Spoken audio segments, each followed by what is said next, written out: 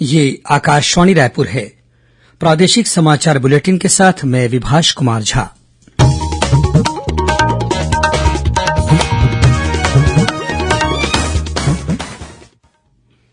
और अब पेश है आज के मुख्य समाचार।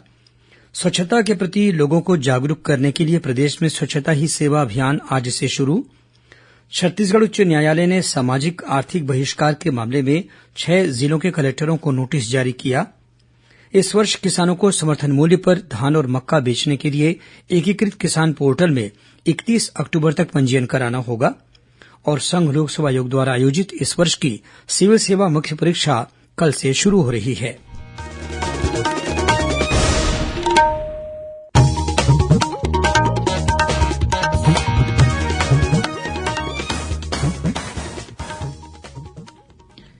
और अब समाचार विस्तार से। स्वच्छता के प्रति लोगों को जागरूक करने के लिए प्रदेश में स्वच्छता ही सेवा अभियान आज से शुरू हो गया है। पंचायत और ग्रामीण विकास मंत्री रविन्द्र चौबे ने आज इस अभियान का शुभारंभ किया। इस मौके पर श्री चौबे ने जन जागरूकता के लिए तैयार किए गए स्वच्छता रथ को हरी झंडी दिखाकर रवाना किया। ये स्वच्छता रथ आज से आगामी 2 अक्टूबर तक प्रदेश के विभिन्न स्थानों का भ्रमण करेगा और इसके माध्यम से लोगों को स्वच्छता के प्रति जागरूक किया जाएगा। ये रथ ग्रामीण क्षेत्रों के हाट बाजारों और अन्य सार्वजनिक स्थानों का विशेष रूप से भ्रमण करेगा, जहां एक ही स्थान पर अधिक से अधिक लोगों को स्वच्छता के संबंध में बुनियादी जानकारी दी जा सके।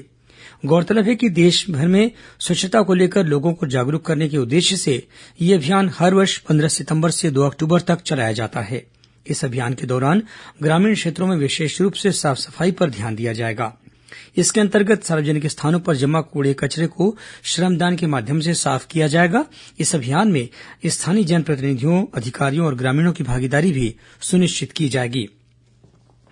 छत्तीसगढ़ उच्च न्यायालय ने सामाजिक आर्थिक बहिष्कार के मामले में 6 जिलों के कलेक्टरों को नोटिस जारी किया है। ये नोटिस रायपुर के अलावा जांजगीर चांपा, कांकेर, बलौदाबाजार, रायगढ़ और धमतरी जिले के कलेक्टरों को दिया गया है। वहीं राज्य विधिक सेवा के सचिव, गृह सचिव, पुलिस महानिदेशक और संबंधित जिलों के पुलिस अधीक्षकों को भी नोटिस जारी कर अदालत ने 6 हफ्ते के भीतर जवाब देने को कहा है। गौरतलब है कि प्रदेश में कार्य करने वाली एक सामाजिक संस्था ने हाईकोर्ट में जनहित याचिका दायर की है। याचिकाकर्ता की ओर से कहा गया है कि प्रदेश के विभिन्न थानों में सामाजिक प्रताड़ना और बहिष्कार के मामले दर्ज हो रहे हैं, लेकिन पुलिस और प्रशासन के साथ ही राज्य सरकार द्वारा इस संबंध में कार्रवाई नहीं की जा रही है। याचिका में यह भी कहा गया है कि छत्तीसगढ़ में सामाजिक बहिष्कार प्रतिषेध कानून लागू नहीं है। इसी वजह से कुछ समुदायों द्वारा सामाजिक बहिष्कार के फैसले सामने आए हैं। याचिकाकर्ता ने अदालत से मांग की है कि ऐसे मामले में उचित कार्रवाई के लिए राज्य सरकार और प्रशासन को निर्देशित किया जाए। छत्तीसगढ़ की राज्यपाल अनुसुईया उइके ने प्रदेश के 12 समुदायों को अनुसूचित जनजाति की सूची में शामिल करने के फैसले के लिए प्रधानमंत्री नरेंद्र मोदी और केंद्रीय जनजातीय कार्य मंत्री अर्जुन मुंडा के प्रति धन्यवाद ज्ञापित किया है। जैसी कि खबर दी जा चुकी है, कल ही केंद्रीय मंत्रिमंडल ने अपने महत्वपूर्ण फैसले में प्रदेश की 12 जातियों को अनुसूचित जनजाति में शामिल करने की मंजूरी दी थी। इस मामले की संवेदनशीलता को देखते हुए राज्यपाल ने पिछले वर्ष 11 नवंबर को नई दिल्ली में आयोजित राज्यपालों के सम्मेलन में 12 जातियों के संबंध में मात्रात्मक त्रुटि का मुद्दा प्रमुखता के साथ उठाया था। राज्यपाल अनुसुईया उइके ने राष्ट्रपति द्रौपदी मुर्मू और प्रधानमंत्री नरेंद्र मोदी से हुई मुलाकातों में भी इस विषय पर उचित कार्रवाई का आग्रह किया था।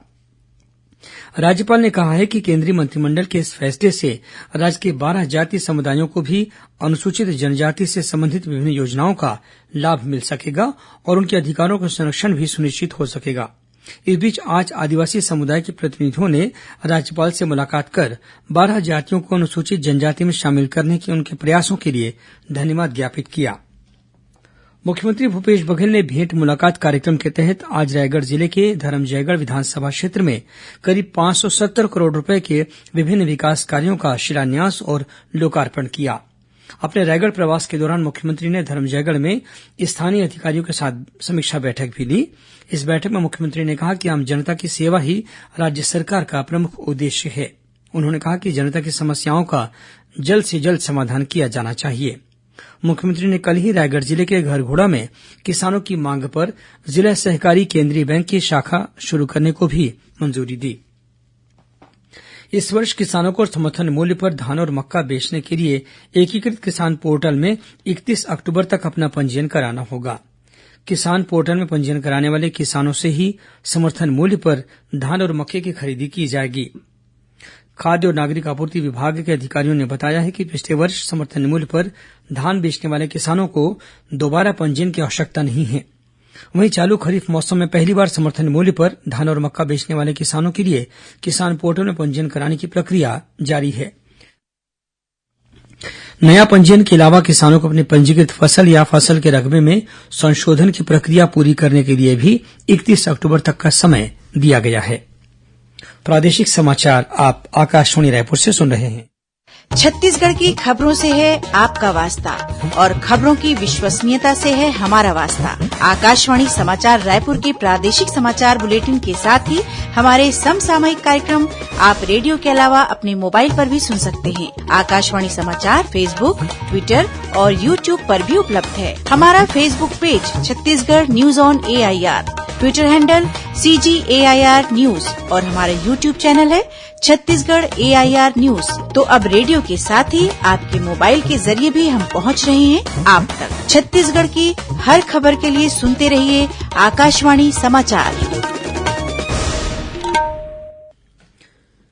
और अब आगे बढ़ते हैं बाकी के समाचारों की ओर। केंद्रीय सूचना और प्रसारण मंत्री अनुराग सिंह ठाकुर ने आज दूरदर्शन के स्थापना दिवस पर अधिकारियों और कर्मचारियों को बधाई दी है। अपने ट्वीट संदेश में श्री ठाकुर ने कहा कि बीते दशकों के दौरान दूरदर्शन ने भारत की विकास यात्रा को अच्छी तरह से दिखाया है और इसका अभिलेखागार देश के समृद्ध इतिहास का खजाना है। दूरदर्शन की स्थापना आज ही के दिन वर्ष 1959 में हुई थी। रायपुर स्थित हिदायतुल्ला राष्ट्रीय विधि विश्वविद्यालय में कल विधिक उच्च शिक्षा और अनुसंधान विषय पर पहली राष्ट्रीय संगोष्ठी का आयोजन किया गया। इसमें देशभर के विधि विश्वविद्यालयों के 13 कुलपतियों ने विधि शिक्षा की गुणवत्ता पर विचार विमर्श किया। इन विशेषज्ञों का कहना था कि जिस तरह कानून की स्नातक स्तर की पढ़ाई की गुणवत्ता में पिछले कुछ वर्षों के दौरान अपेक्षित सुधार किया गया है, उसी तरह कानून के स्नातकोत्तर और PhD पाठ्यक्रमों में भी कुछ सुधार की आवश्यकता है। इस संगोष्ठी में 9 विधि विश्वविद्यालयों के कुलपतियों ने ऑनलाइन तरीके से भाग लेते हुए अपने विचार व्यक्त किए। संघ लोक सेवा आयोग द्वारा आयोजित इस वर्ष की सिविल सेवा मुख्य परीक्षा कल 16 सितंबर से शुरू हो रही है। ये परीक्षा 17 और 18 सितंबर तथा 24 और 25 सितंबर को भी ली जाएगी। इसके तहत पहली पाली की परीक्षा सुबह 9 बजे से दोपहर 12 बजे तक होगी। वहीं दूसरी पाली में परीक्षा का समय दोपहर 2 बजे से शाम 5 बजे तक रहेगा। इस परीक्षा में प्रदेश भर से 576 परीक्षार्थी शामिल होंगे। वहीं कर्मचारी चयन आयोग द्वारा ली जाने वाली संयुक्त हायर सेकेंडरी 12वीं स्तरीय परीक्षा 18 सितंबर को होगी। सामान्य अभ्यर्थियों के लिए परीक्षा का समय सुबह 11 से 12 बजे तक रहेगा। वहीं दृष्टिबाधित अभ्यर्थियों की परीक्षा का समय सुबह 11 बजे से दोपहर 12:20 तक निर्धारित किया गया है। इस बीच छत्तीसगढ़ माध्यमिक शिक्षा मंडल द्वारा प्रारंभिक शिक्षा में डिप्लोमा पाठ्यक्रम के पहले और दूसरे वर्ष की मुख्य परीक्षा की पुनर्गणना और पुनर्मूल्यांकन के नतीजे घोषित कर दिए गए हैं। ये परिणाम मंडल की वेबसाइट पर देखे जा सकते हैं। परीक्षार्थी वेबसाइट पर अपना रोल नंबर दर्ज कर परिणाम प्राप्त कर सकते हैं। जम्मू कश्मीर में कथित रूप से बंधक बनाए गए जांजगीर चांपा और सक्ती जिलों के मजदूरों को सुरक्षित रूप से मुक्त करा लिया गया है। इन दोनों जिलों के करीब 65 मजदूरों को स्थानीय ठेकेदारों द्वारा कथित रूप से डांगरपुरा और मांगेरपुरा के ईंट भट्टे में रोजगार देने के नाम पर रोक कर रखा गया था। दोनों जिलों के प्रशासन की त्वरित पहल पर छत्तीसगढ़ के इन मजदूरों का पहला दल जम्मू से रवाना हो चुका है। वहीं मजदूरों के दूसरे दल को छत्तीसगढ़ लाने के लिए प्रशासन की टीम रवाना हो गई है। रायपुर स्थित अखिल भारतीय आयुर्विज्ञान संस्थान एम्स के निदेशक डॉक्टर नितिन एम नागरकर सहित अन्य विशेषज्ञ डॉक्टरों ने कल राजनांदगांव में आयोजित निःशुल्क स्वास्थ्य शिविर में लगभग 700 लोगों की जांच की। एक स्थानीय सामाजिक संस्था द्वारा आयोजित इस स्वास्थ्य शिविर के आयोजन में प्रदेश के पूर्व मुख्यमंत्री डॉक्टर रमन सिंह और क्षेत्रीय सांसद संतोष पांडेय सहित अन्य जनप्रतिनिधि भी शामिल हुए। कुछ खबरें संक्षेप में सुन लीजिए। आज अभियंता दिवस है। प्रधानमंत्री नरेंद्र मोदी ने इस अवसर पर सभी इंजीनियरों को बधाई दी है। अपने ट्वीट संदेश में श्री मोदी ने कहा है कि प्रतिभाशाली अभियंता राष्ट्र का सौभाग्य हैं जो देश के निर्माण में योगदान कर रहे हैं। पद्म पुरस्कार 2023 के लिए नामांकन की आज अंतिम तिथि है। अगले वर्ष गणतंत्र दिवस पर घोषित किए जाने वाले पद्म पुरस्कारों के लिए केवल ऑनलाइन अनुशंसाएं ही स्वीकार की जा रही हैं। अनुशंसा प्रस्तावों को राष्ट्रीय पुरस्कार पोर्टल awards.gov.in पर भेजा जा सकता है। संयुक्त विश्वविद्यालय प्रवेश परीक्षा के परिणाम आज रात 10 बजे घोषित किए जाएंगे। ये जानकारी विश्वविद्यालय अनुदान आयोग के अध्यक्ष प्रोफेसर एम जगदीश कुमार ने दी। कल अंतर्राष्ट्रीय ओजोन परत संरक्षण दिवस है। इस मौके पर छत्तीसगढ़ पर्यावरण संरक्षण मंडल द्वारा ओजोन परत सुरक्षा के प्रति जागरूकता लाने के उद्देश्य से स्कूल और कॉलेजों में भाषण और पोस्टर प्रतियोगिता का आयोजन किया जाएगा। प्रदेश के दिव्यांगजनों के लिए राज्य स्तरीय उपयुक्तता प्रमाण पत्र शिविर 22 सितंबर को रायपुर के पुराना पुलिस मुख्यालय परिसर स्थित कार्यालय में लगाया जाएगा। छत्तीसगढ़ व्यावसायिक परीक्षा मंडल द्वारा शिक्षक पात्रता परीक्षा टीईटी 18 सितंबर को 2 पालियों में ली जाएगी। अगले 24 घंटों के दौरान प्रदेश के उत्तरी भाग में कुछ स्थानों पर हल्की से मध्यम बारिश होने या गरज चमक के साथ बौछारें पड़ने की संभावना है। महासमुंद जिला पुलिस ने पलसापाली गांव में एक कार को जब्त कर उसमें से करीब 3 लाख रूपये मूल्य का 15 किलो गांजा बरामद किया है। इस मामले में पुलिस ने 3 आरोपियों को गिरफ्तार भी किया है। और मुंगेली जिले के पथरिया इलाके में पुलिस ने 2 आरोपियों को गिरफ्तार कर उनके पास से करीब 4 किलो गांजा जब्त किया है। अंत में मुख्य समाचार एक बार फिर। स्वच्छता के प्रति लोगों को जागरूक करने के लिए प्रदेश में स्वच्छता ही सेवा अभियान आज से शुरू। छत्तीसगढ़ उच्च न्यायालय ने सामाजिक आर्थिक बहिष्कार के मामले में 6 जिलों के कलेक्टरों को नोटिस जारी किया। इस वर्ष किसानों को समर्थन मूल्य पर धान और मक्का बेचने के लिए एकीकृत किसान पोर्टल में 31 अक्टूबर तक पंजीयन कराना होगा।